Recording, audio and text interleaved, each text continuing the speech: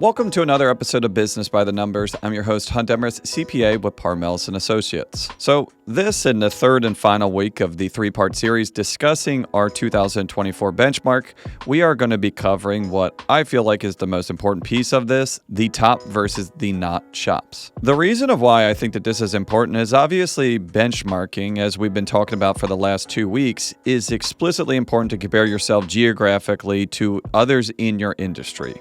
But let's be real. Do you want to compare yourself to your industry, even geographically, even in the same type of shop, or do you want to try to mimic what the top shops are doing? That's exactly what we're going to talk about this week. Before we get into that, I just want to stop and say thank you to you and the rest of the dedicated listeners. Reminder, if you want to hear a question answered on here, shoot me an email at podcast@parmelis.com. Want to talk to me about accounting and tax services for your auto repair shop? Shoot us a text at 301-307-5413. And don't forget, the link to the benchmark report is in the show notes. Lastly, but surely not leastly, we can't forget our dedicated sponsor, Promotive, for being such loyal supporters of the show. If you need to hire the next rock star for your team, give them a call. Shop owners, are you struggling to find and retain top-tier talent for your automotive shop? Introducing Promotive, on the web at gopromotive.com. With over 40 years of combined industry and recruiting experience, we're the ultimate staffing solution. We go beyond traditional agencies. Our team provides dedicated recruiters and account managers advising on processes, compensation, and benefits. We focus on placing technicians and service advisors with shops that offer the best culture, training, and long-term growth opportunities. Trust our experience to match the right talent to your shop. We carefully select shops that value employee excellence and provide an environment for success. Our dedicated team leads the entire process, leveraging our industry knowledge and expertise. Partner with Promotive and experience their advantage to help you build a high-performing team that drives your shop's growth. Visit gopromotive.com today and let us help find and keep the best talent in the industry. Before we talk about the top versus the not and what we can maybe glean from both sides of this, we need to discuss a little bit about what we're talking about here. So again, I have to remind you guys, this is the third of a three-part series. So if you are just listening to this episode, go and listen to the first one. And also as a reminder, the link to the actual report that I'm going to be going down through is in the show notes. Just as I said the other 2 weeks on it, this is my conclusions. Now, some of these I might have different context than you because I know some of the specific shops in here. But again, draw your own conclusions and would love to hear the feedback on them. But all in all, really, this analysis of the top versus not is probably the most requested thing that we had from our clients that is put in here. We benchmark all of our clients' data. We compare to the averages. And like I said in the intro there, some people like to see what the averages are doing. So what can we learn from the top shops and what can we maybe learn to avoid in the bottom shops is exactly what we're going to talk about. Now, remember that there is variables to this. You know, every person runs their business in a different way. So when we're looking at the top shops, is there discretionary expenses in there that maybe are even limiting their profit? Maybe, maybe not. Most of these adjustments have been adjusted out, but not all of them are able to be adjusted in the easy way. Also, we are looking at financial and non-financial metrics here, right? When we judge a business generally. For this exercise, the way that we pick the top shops and the way that we pick the not shops is purely on profit, right? Purely on outputs here. And this is where we kind of get to the last key point on here. There's a broad spectrum success. If your success looks like sitting on a beach and not in an auto repair shop, then this is probably not going to be a great metric for you because I will tell you, not a single one of our top shops was an absentee owner. And generally, if I was to put a number on this, most of my top shops had an owner in there more or less full-time, 5 days a week, 6 days a week. So again, do not compare your success to other people's success because your definition might be different. But again, this is business by the numbers. We're going to talk about numbers. So let's get into what makes the top shops top and what can we maybe avoid from the bottom shops. So what I want to do here is I want to kind of illustrate what we have on here, and then I'm going to give you kind of the context of what this could mean behind the numbers, right? Because what we're trying to do here is we are looking at numbers. And like I have always said, numbers do not lie. These are real numbers. These are the top shops. These are the not shops.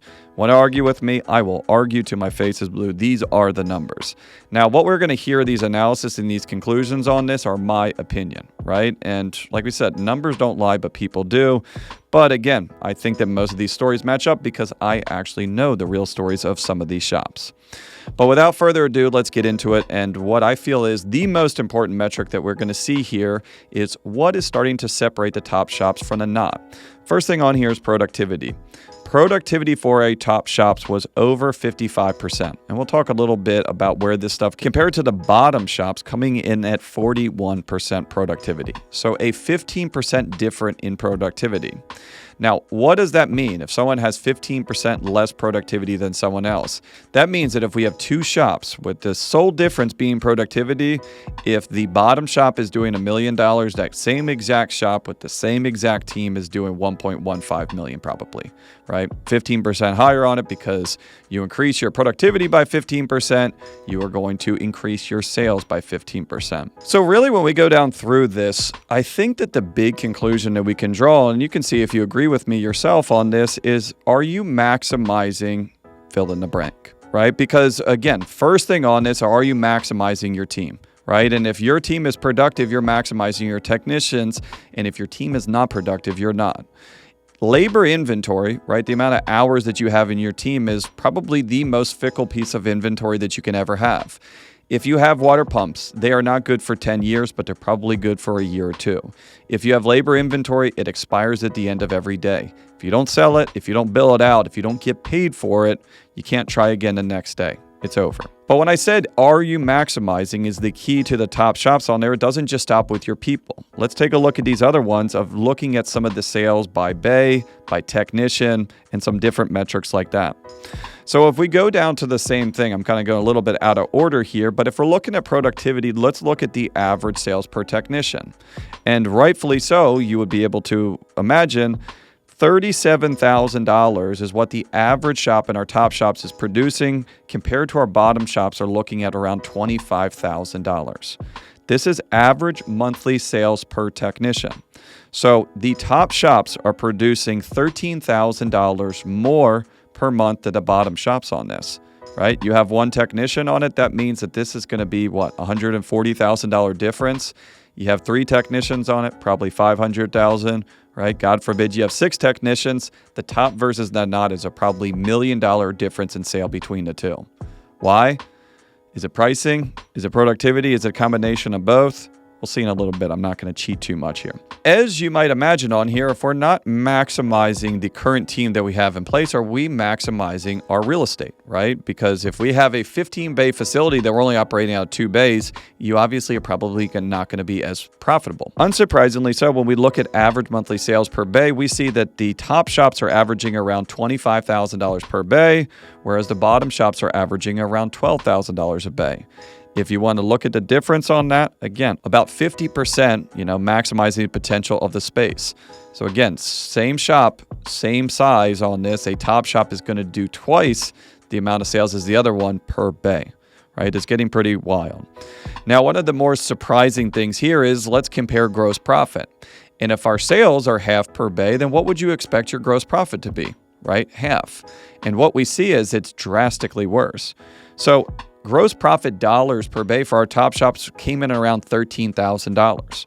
So remember, that technician is billing out $37,000 and averaging $13,000. This is per bay, right? So a little bit different than comparing that technician, because it looks like most of you guys, technician, have like 1.5 to 1.7 bays. Now, on the not shops, this is where it really kind of starts to fall off of a cliff. Instead of $13,000 in gross profit that we saw on the top shops, our not shops were averaging around $3,700 per bay.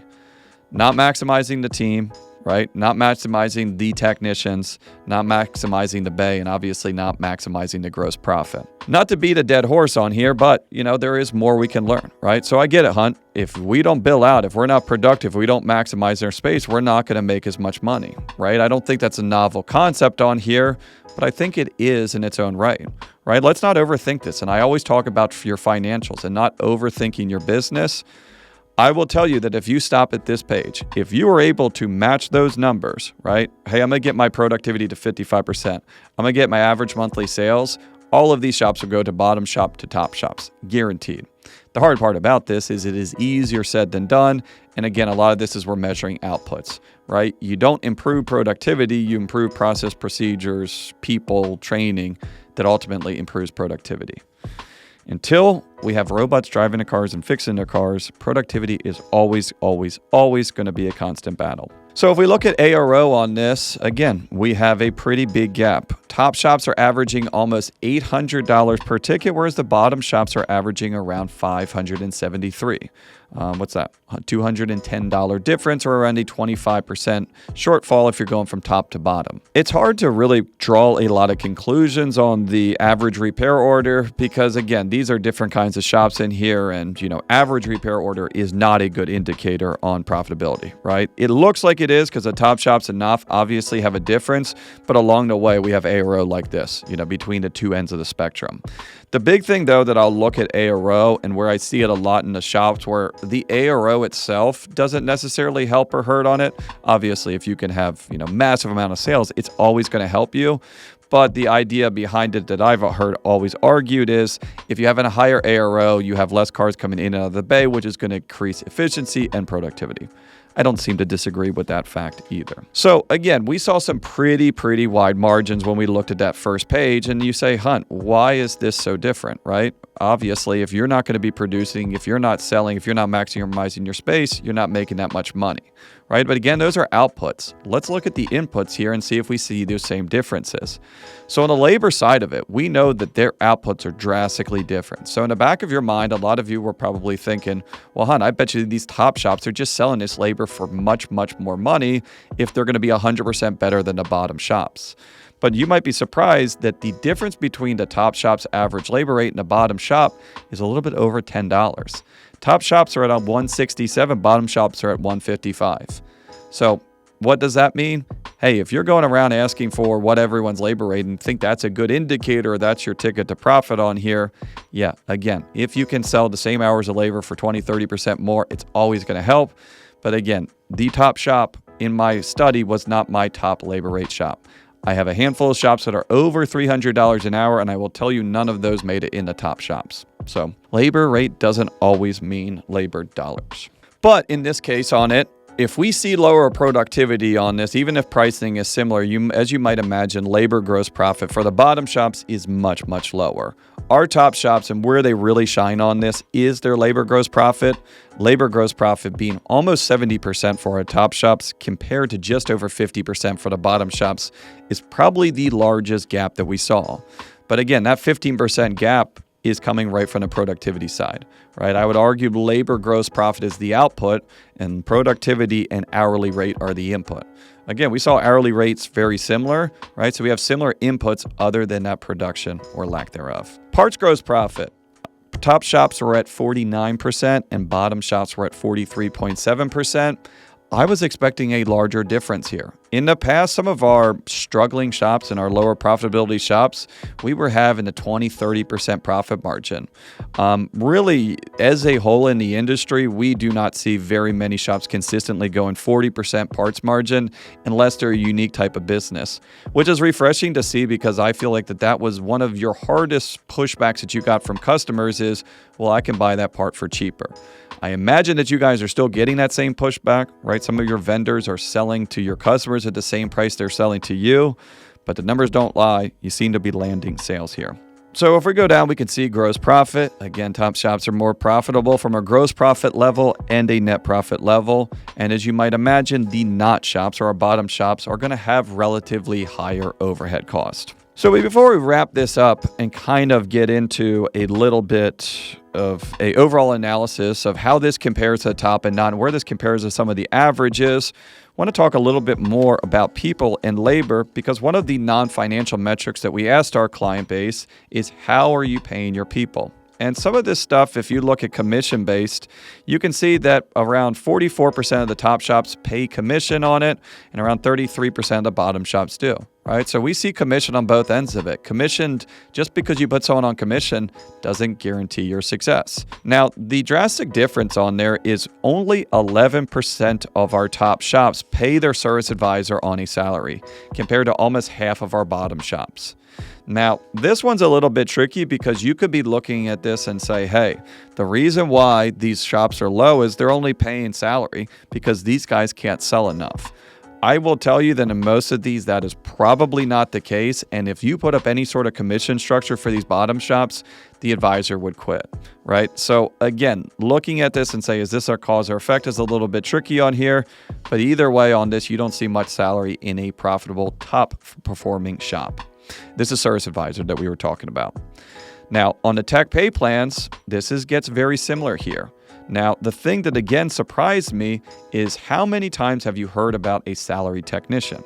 It's again very, very uncommon unless your productivity is so low that you could never release into flat rate or something like that because they would starve. 33% of our top shops are paying their team salary, right? So if you say, no, you got to be a flat rate shop, it looks according to this at around 50% are salary and hourly and 50% are not. And that's a top shop. So if you want to compare yourself to the top, I wouldn't do it by pay plan because half of them are doing commission, half of them are doing straight salary or hourly. Compared to the bottom shops, yeah, almost 90% of those shops are either doing salary or hourly, and only 10 or 11% are doing commission-based. I will have the same argument that we had on Service Advisor. Is that the cause of their lack of productivity? Hey, maybe there could be a possibility of that. But again, if you put some of these bottom performing shops on flat rate with the way the productivity looks on this, again, no one would be able to get enough work to eat. So if we go down through here, last one on here is top shops. Almost all of you guys are offering retirement plans, but the bottom shops, most of you guys are too, right? So again, the difference is subtle, but the difference is massive at the same time, right? The input differences are very subtle. The output differences could not be more drastic, where our top shops are taking home around 25% of every single dollar that comes through the door, whereas our bottom shops, I think, actually were on a negative or losing around 3% of their sales on a yearly basis. So this last part is when, I talk to you, your coach talks to you, someone in the industry talks to you and say, hey, you know what, that metric, whatever, that's close enough. This is exactly what I mean. Those small difference on inputs create those massive 20-30% difference on the outputs, right? So when your coach says, hey, you know what, your labor gross profit needs to improve, and you say it's all right at 54%, right? Why do I care? The bottom shops are at 54%, the average shops are at 59%, and the top shops are at 67%, right? A very big jump from bottom shops to top shops, not that far from average to below average to put you into bottom there. Again, parts margin, average of all of our shops was 46%, bottom shops was 44%, right? Parts margin is probably not going to be your key to success here. Advertising. Bottom shops are averaging more than the average. So bottom shops are averaging 2.7% of their sales. Top shops are averaging 2.2%, right? So right on target. Kind of makes sense. If you're bottom, if you're one of our lower shops here on this report, you probably want to get some more cars in, probably doing some more advertising. And from a numbers perspective, it looks kind of exactly what I would expect to see. But other kind of, character clues of what you would see a shop looks like. Top shops, bottom shops, average shops are all doing around 100 cars per service advisor per month. All of them have around 2 to 2.2 techs per service advisor, so those look almost identical. Rent looks almost identical. You guys are spending the exact same amount on education and training. You guys are even paying yourself very similar. So all in all, what does this mean? This means that this business and this industry has become too exact to just go by the seat of your pants. This business has become too complicated for you to run on just kind of emotions and feeling, and this is what I hope that the benchmark allows you to do. Allows you to get out of that cycle of just going by what you feel and what you think, and looking at the numbers and judging your business by the numbers. So again, I hope this was helpful. I hope that you liked this 3-part series, and more importantly, I hope that you liked this benchmark report. A final thanks to all of the shops that participated in this. A special thanks to my entire team that put this together. And if you want to see something different, you want to ask me a question about it, I'm always here. So feel free to shoot me an email. So thanks again for listening on the Aftermarket Radio Network. Don't forget, if you want to be a guest on here or just have a question for me, shoot me an email at podcast@paarmelis.com. Don't forget to check out the rest of the shows on the AftermarketRadioNetwork.com and on your favorite podcast listening apps. Thanks for joining me on Business by the Numbers. Stay safe out there, and I will talk to you all next week.